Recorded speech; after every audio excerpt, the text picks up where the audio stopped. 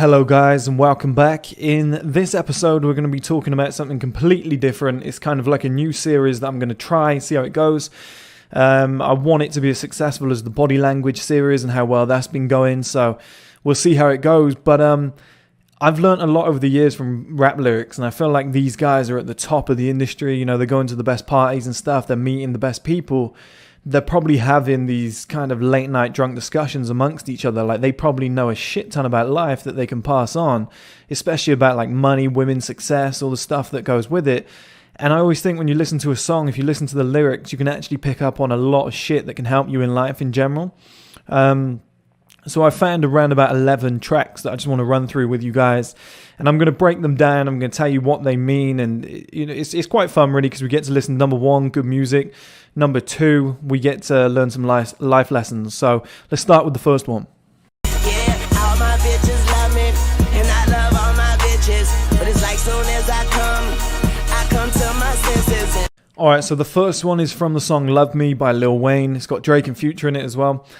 And I love this lyric. It's one of my favorite ever ones. It's, you know, when he says, I love all my bitches, but as soon as I come to my senses. And I feel like every guy on this planet knows what that feels like, to be absolutely, you know, lustful about a certain woman and be thinking she's unbelievable and be chasing her, messaging her, etc. You can't wait to see her. You rush back from work on a Friday night. You have a date, whatever. She's looking unbelievable. You get her home. You have sex. You come and you go, you know, I was going to stay the night, but I kind of want to go home. I got shit to do. And, you know, you start thinking more about like your business or your fitness or where you should be in the morning, or I wonder what the boys are up to. I bet they're playing on the PlayStation or Xbox or something like that. And we all know that feeling. But it's very easy when you get that sexual energy, that sexual desire going up, and you're horny and you get all these women around you. It's very easy to be distracted and be, let's say, dedicated to them and start thinking of things like marriage and kids, etc. I always think when I hear that lyric, I wonder how many guys have got a woman pregnant where they just couldn't pull out because they were just so, you know, mad for it at the time, testosterone fueled. And then around about 20 seconds later, they were like, shit, what did I do that for? And ejaculating it's hard, because I always tell you guys not to masturbate, not to watch porn, etc. But if you can channel that sexual energy, it's great. But once you've had sex, like I was saying, once you get rid of that urge, that feeling, you really do start thinking differently. And the advice I would give to any guys out there is, if you're really into a girl and you've got strong feelings, I would have sex pulling out or wearing a condom, or make sure she's on the pill, but you can't always trust that the first time, and then see how you feel afterwards. You know, sleep with her like 2-3 times and then make a decision afterwards. Always make your decisions when you're not horny.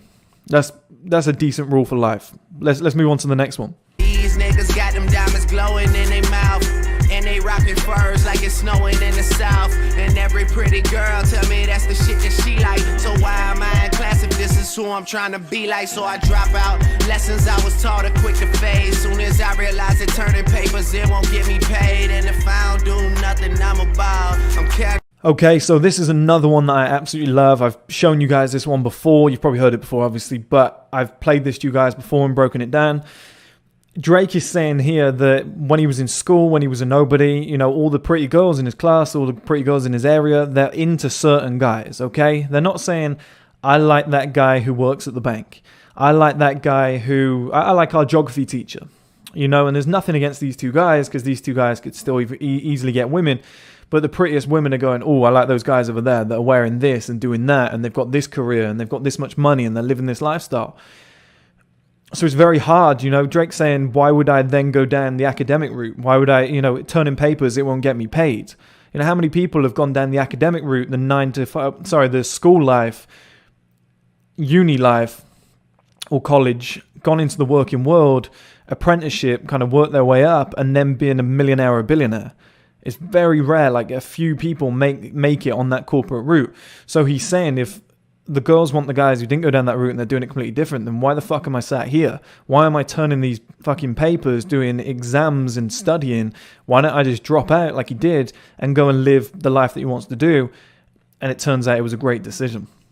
Probably why I'm rebellious to a fraud, niggas. I lost niggas when I got paper. It's like more money I made, they got faker. And it's crazy when your best friend turning your top hater. So this is one of my favorite songs, definitely top 3 favorite Meek Mill songs. The way he's talking about, okay, so you make money, you know, he's made more money than ever, and as soon as he's making more money, his, you know, the friends start to change. They start to get faker. And like he said, top friend turns into your best friend turns into your top hater. Now that's a crazy feeling, absolutely crazy feeling. And people don't realize this. They think they're going to be rich and everyone's going to be happy for them. Put it this way, right, guys? When people have grown up around you or with you, whatever, they can't make excuses. It's very hard for somebody to say, you know, if people who know me or know you, it's very hard for them to say, oh, he had rich parents, because they know that you didn't.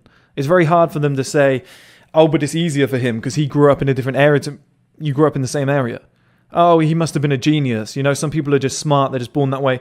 They might know that you're not. You know, you might not be that smart, and they're like, shit. So it's very hard once you know that person, you're not detached from them, to make excuses, because you know that you'd be lying, because you know that individual. You know, if I don't know Drake, I've met Drake, but I don't know Drake. If somebody said, what would you say Drake's success came from? I could easily go, oh, you know, he's in Toronto, it's a bigger city. I grew up in a small area. No wonder he made it. Oh, his father was into music, you know. Tons of excuses could come out because I don't really know him. I don't know his story. If I grew up with the kid, it might be completely different. I might be like, oh, fuck, I hate that guy. You know, why? Oh, I just hate him because... And you wouldn't have a reason. You just hate him because you know you can't make those same excuses. Because you might know that, you know, his dad wasn't around, never helped him. You might know that in Toronto, actually, there wasn't actually that many opportunities. Like, that's why usually your friends or the people closest to you turn into your top haters. You know, they get faker because they're just like, oh, I'll use him for the money, or fuck this guy. Who's he trying to be? He's trying to be somebody he's not. He's rising above us. They cannot make those excuses because they're not detached from you. They've seen it all. They've seen the way you've grown up. Like, nobody can ever say Chris was handed success. When I become a billionaire, nobody can ever say... I've documented the whole thing too, but nobody, my friends, can ever say he was handed that. His dad gave him money. His mum gave him money. They know how much we've struggled. They know how much I've been through young, from people dying and all sorts. When I get to that billionaire level, there's no excuse.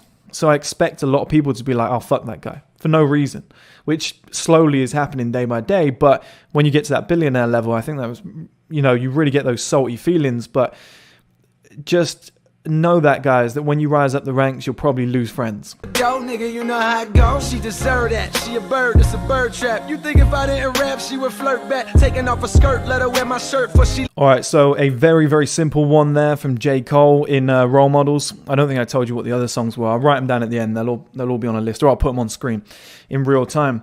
So that one from J. Cole, real simple, real short. If I didn't rap, do you really think she'd flirt back? In some way, I think I'll paraphrase that, but you've got to understand that as well, guys. So a lot of people let it go to their head. So let's say you guys become super successful, you become multi-millionaires, you pull up in a nice Ferrari, there's 6 or 7 women all over you, and you've become so accustomed to this, you just think it's because you're hot, or you're a good guy, or you're funny. You know, you crack a joke and they all laugh, and you're like, yeah, oh, yes, I'm the man. In reality, they're laughing because you're rich. You know, never forget that. Never forget what it used to be like. And that's what J. Cole's saying there, you know. If I didn't rap, she wouldn't flirt. And it's the same, any level of success that you rise to, or any, you know, she doesn't find you funny. She's laughing at your jokes because she's 37 years old and she wants a baby now. You know, she's 30 years old, all her friends are married. She's not married and she's panicking. Just don't forget, like, always look at the bigger picture. Always look at the scenario. Don't ever think, oh, yes, because I'm hot shit.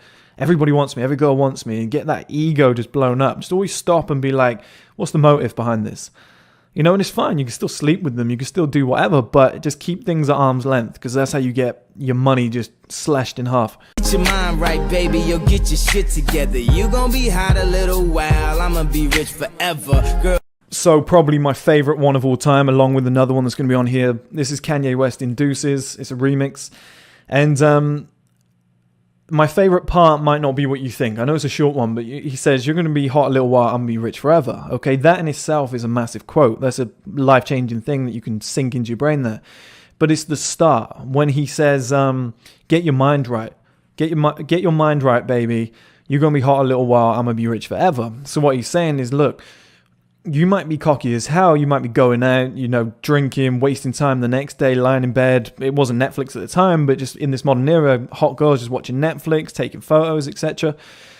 There's no reason for them to grow, develop, do something different because they're hot. And that's what he's saying. Get your mind right. Like, turn your brain on. Like, switch it on. Start thinking right. You might think you're hot shit right now, and you might think we're on an equal playing field and I should chase you, etc. But it's like, I'm rich and I'm a man. I'm going to be rich forever. Like, I'm in that scenario. I'm fine. Like, I'm sorted. I could be 90 and I still have massive value. She might be 35. Her looks have gone. She hasn't worked on herself in the meantime. She's fucked. Her life's just going to slide away. It's never going to be as good as it was. But a lot of girls take that for granted because they turn 16, 17, 18 years old. They start to develop and they get a ton of attention from men.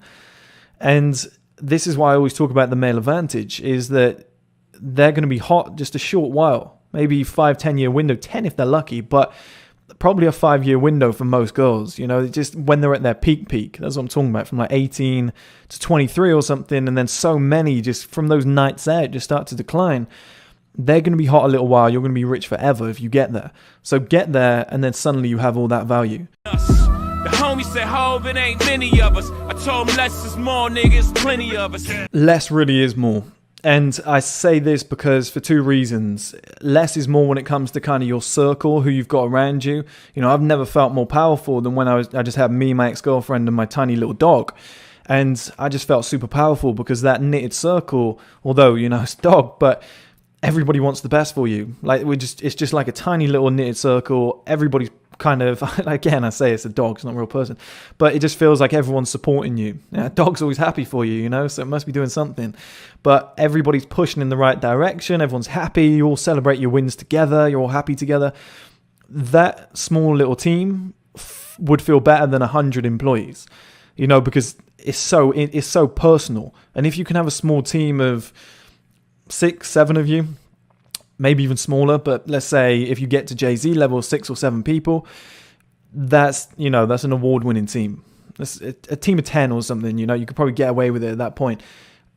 You've cut out all the fakes. You can trust everyone in the group. A small group that is all loyal to each other, that's going a long, long way. And the second reason for that lyric that he just said is in a company sense, in a business sense. Never overhire. I don't think he means this, but never overhire. So if you've got a company and you've got 100 employees, but 40 could still do the job that 100 are doing, probably just have the 40. You're going to save a ton of money on wages, and everyone's going to pull together. It's going to be a closer knit team with a higher skill level. Like a bullet from a gun, it burns. When you realize she was never your girl, it was just your turn. You got to face your demons, don't matter how much money you earn. So there's 2 nuggets to this one. This is Skepta, by the way, bullet from a gun. And the first part is, she was never your girl, it was just your turn. I think always remember that sort of thing. If you think all these girls are pretty little angels, and it really makes me laugh when guys see a hot girl and they're just like, oh my God, this is the one. You really think you're the only guy to be thinking that just today.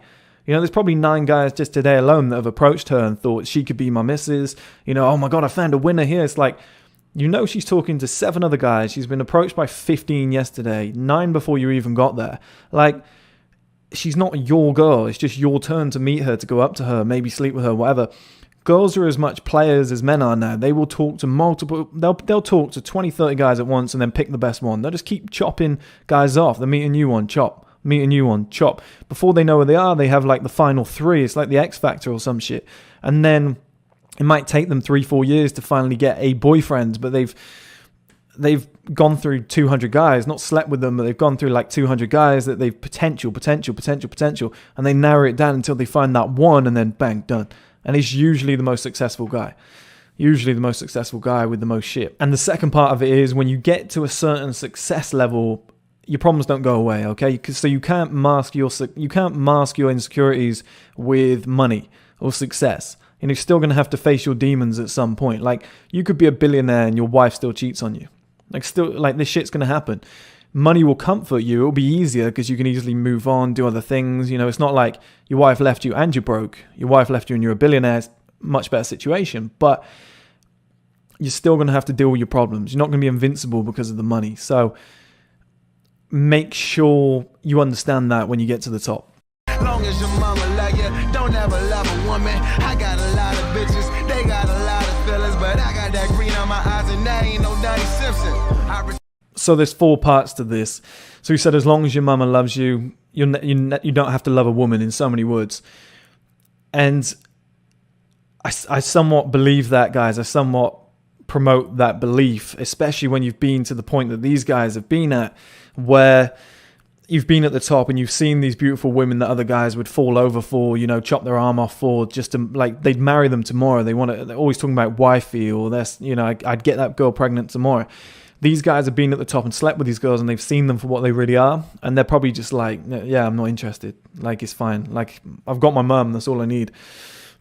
The love of my mum will be fine. And then in the second part, when he says, I've got a lot of bitches and they've got a lot of feelings, you know, there's a lot of women that probably want him. They're saying, oh, I love you. And he's just like, look, I was just sleeping with you for 2 months. Like, it's nothing to me, but they've got a lot of feelings. And then he said he's more interested in the green. You know, he'd rather chase the money than the women. You know, he's got his mum that can love him, doesn't need a woman. And then at the end with the Donnie Simpson guy, that's just a guy who's been married for like 40 years. So he's probably saying, look, I don't have that commitment to be with the same woman for that long. Mama trying to save me, but she don't know I'm trying to save her. Okay, so again, this is another simple one. The mum thinks that she's saving him, but he's actually saving her. I think a lot of young men will understand this concept, where their mum or their dad, you know, is saying, you need to go and get a job. You need to go into the workplace. You need to do this. You need to do that. You know, it's the safe option, because they're not doing it to be dicks. They just want the best for you. But you know that you're working on something bigger to change the situation forever. You know, if you followed their route of go to school, university, get a job, which, like I said, they're just trying to, they're trying to do what's best for you. They just want to be safe. They want to be secure. They don't want you to take risks. You know, it's parents' mindset. It happens a lot. If you do that, you're just going to be in a 9 to 5 going round and round and round, and that generational wealth will never happen. Your family's just going to be in that shit kind of middle class zone forever, where you're just going around making money, paying bills, blah, blah, blah. She thinks, or he thinks, dad, mum, whatever, they think that they're saving you. In reality, you're saving them, you know, by saying, like, they look at you and think, oh, you're unemployed, or you're working on a business that's going nowhere, whatever. Like, I've had this situation.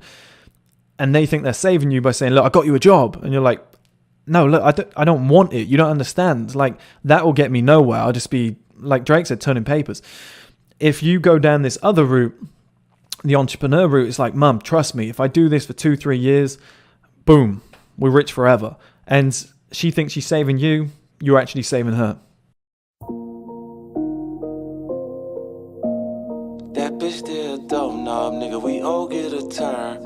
Fuck you catching feelings for me when your ass will learn. That pussy community. We got London on the Community. train. While you be all in that DM nigga, I be all in that BM with her. You be all in your feelings about it like when I see him. I'ma kill this nigga, I'm on 3-way like you hear this nigga. I should take the bitch back and clip the nigga. Pussy make him not pay attention, you punk bitch. Go with this nigga. Okay, so I mentioned my other favorite lyrics. This is probably it. This whole like 25-30 second bit from 50 Cent. I love this. It kind of, you know, that pussy's community, these guys getting all in their feelings. I'm going to kill this guy. He's after the girl that I want. You know, never forget that the woman that you would wife, you would marry, you would cut off your arm for is someone else's side chick or someone else's one-nighter. Like, there's levels to this game. And the fact that 50 Cent's just like, yeah, like, why are you falling in love with this woman? Like, everybody's been through it. It's kind of humiliating to you as a man. Like, if you ended up wifing that woman after 12 of your fucking local guys have been through it, yeah, it's an ego hit. I don't care how beautiful she is, how stunning she is, or how great the sex is, whatever. Like, she could be the thickest, most beautiful woman you've seen. And it's like, just, if 12 of your guys have been there, like, remember that pussy's community. And then 50 Cent saying that, you know, pussy makes them not pay attention. Like, that is my biggest pet hate. Like, so many guys will not, like, so many guys are wasting years. Like, I'm not talking months, days, weeks, whatever. I'm talking years. Like, a lot of guys will see maybe 10 years go by because they were just chasing women and doing fuck all with their life. You know, just chasing after these women for 10 years, come here, babe. And, you know, they turn like 31, 32 and they're like, fuck, I've done nothing with my life. Like, so many other people have moved on. And like 50 Cent said, it makes them not pay attention. Pussy just fucks you up. Like, and I know we might be talking about it in like a gangster sense, like they're watching the women whilst, you know, getting fucked over. But it's true for life. Like, it's more relatable to us a lot if through this manner. But a lot of guys are not paying attention to what's going on around them. They're not sharp-minded. They're just thinking of where the next shag's coming from. They're just thinking of how beautiful that woman is, and like getting married and losing half your net worth. Like, that is pussy making you not pay attention. Like, that rookie moves, the amateur moves. Like, as men, we need to be sharper. We need to be gangster. Like, we need to just switch our brains on and just be cold motherfuckers. Just, oh, babe, please, I love you. I really want to get married. It's like, no, like, I'm just not doing it. Like, oh, I'll leave you. Yeah, okay, bye then. Like, that is paying attention. Whereas a lot of these guys just dedicate to their woman on one knee, buying rings, buying houses, buying cars, and on social media, oh, he's such a good guy. But the pussy's making him not pay attention. He's fucking his life up very slowly. You know, it seems all good in the eyes of women. It seems all good on social media. But the real ballers, the real guys who are at the top, they're just cutthroat motherfuckers. You know, they're just looking at the situation and going, nope, don't want that. Move on. Next. You got to be a gangster, guys. You got to be cold. Being broke was the reason why all of these females were past on me. Now I pull up in the S550 and I dash on them. So this is some lyrics from Tory Lanez. Not really rap, but well, I guess it could be. He can rap. So he's talking about pulling up in the Mercedes because women didn't want him when he was broke. And it's very much like I said to you guys before, the male advantage. You're upgrading to get what you want rather than chasing it. And as much as people would deny it and say, oh, women are gold diggers, women are this, women are whatever, I did hear a good quote the other day. It was from an old film. I can't remember who it was. It was like Marilyn Monroe or someone like that, or Grace Kelly. And they were saying that it was a clip on something. I can't remember what it was. But they were saying that a man doesn't just want a woman because of looks, but it really helps. You know, and a woman doesn't just want a man because of money, but you got to admit it really helps. That's what she said in so many words. And when she summed it up, I was like, God damn, yeah, that makes perfect sense now.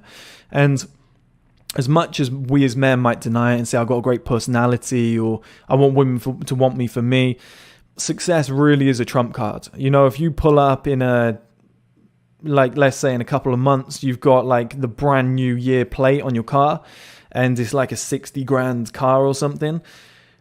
Even if you're an ugly guy who's in average shape, you've probably got a chance with her. Like, she probably will take your number because she's like, okay, I'm intrigued. Whereas if you were a 7 out of 10 with a 7 out of 10 body, but you were absolutely broken, it was well known that you were kind of unemployed and a little bit bummy, there's no way she's taking your number. There's no way.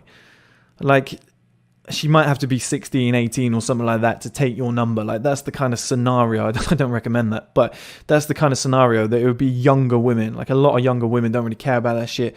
Once you get past a certain age, you know, and high quality women want men with success, money, whatever it might be. They want to see that you're doing something. And as much as people deny it, and men want to deny it because it's a tough route to go down, you have to hustle to get, you know, put in the hard work to get these women. And then it's the case of, why should I bother to put in the hard work when she's not? She's just hot. Yeah, fair point. I actually agree with you. But isn't life better when you get to sleep with the most beautiful women? And then once you're on top and you have that power position and they're chasing you, it feels better. Just switch those tables around. Like, put the boot on the other foot. Like, why? Yeah, you don't want to do it because you don't want to have to do it to satisfy women. Like, why should I fucking get rich just to entertain you or be worthy of you? But then once you do get up there and you control the game, like, that's a better situation, guys, than being at the bottom. Like, if they're your only two options, you might as well be at the top. You know, you're not going to get laid otherwise. So, and like Tory Lanez said, once he pulled up in that Mercedes, it was completely different scenario. Now she's chasing him, and whatever you think of that, it's better to be in that scenario than the other one. So that's the end of the video, guys. I hope you enjoyed it. That will be episode 1. There's going to be multiple episodes coming in the future if this goes down well. Leave some comments as well, guys, about other lyrics that maybe I can run through and have a little analyze of. And even if you understand them and I break them down and you're like, yeah, look, I knew that, thousands of other guys who watch the video might not. and then we can help them as well. So, you know, First Man is a great community. It's about all of us. It's about all of our journeys and all of us improving and self-improvement, whatever. Long term, I hope, I can help people, whatever, but I hope that like 50, 60, or I hope 100% of all the guys on here, but realistically, it'll be like 20, 30% of the guys in these groups become successful and then can pass information down to the next generation of First Men community. So hopefully it gets to that point in the future, and I want to involve all of you guys more so it becomes more of a collective male movement than just me telling you. I think it would work better. But hope you enjoyed the episode, guys, and catch you soon.